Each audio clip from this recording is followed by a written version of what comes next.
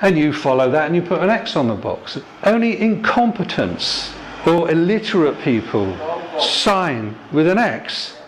And what you do when you register to vote, you say, I'm giving up my responsibility. I'm illiterate, and I agree, I'm a mental health outpatient, and I'll prove this by marking an X on this. And what I do, I will give whoever I put that X against power of attorney. You're giving them power of attorney over your life. In other words, if you were some old guy in a mental hospital who's lost his marbles and the lawyer says he can't manage his affairs anymore, we've got to give someone power of attorney to manage all his finance, to do everything for him, and they get him to sign, and now you've given power of attorney, that person manages your life.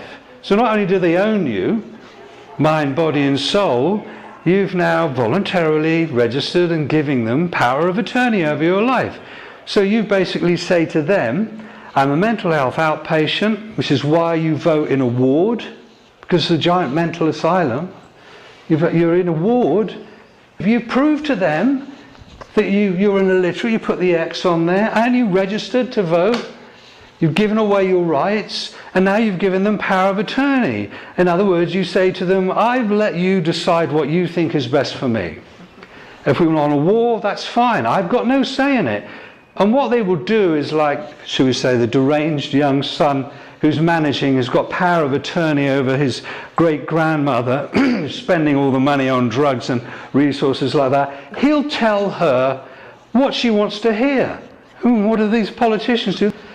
They'll tell you what you want to hear. That's the way they're playing the game.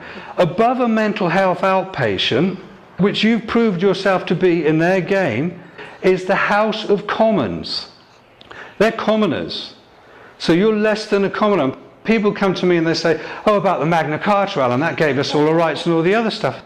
The Magna Carta deals with baron. Baron, French for free man. You're not free, you're a bonded slave. Magna Carta is only pertinent and has any meaning to somebody who's not a bonded slave.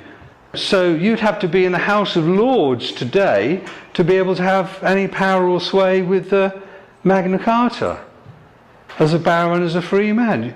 And the House of Commons, people like David, they're less than that, and you're right down there. You've got no rights at all. You voluntarily gave them up. You're a mental health outpatient that's given